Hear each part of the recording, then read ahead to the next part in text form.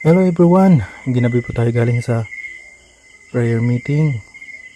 Pauwi na po tayo. So, mag-aalas 11 na.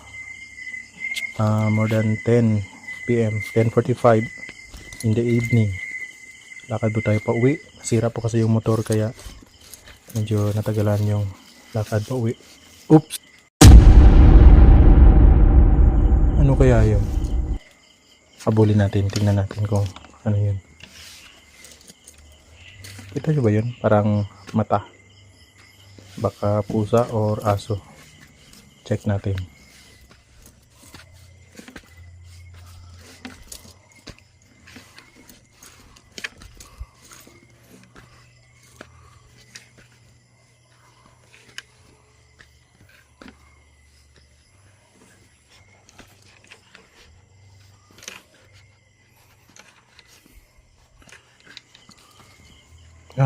Aso na. Sabi ko na eh. Ayan, umilaw yung mata niya.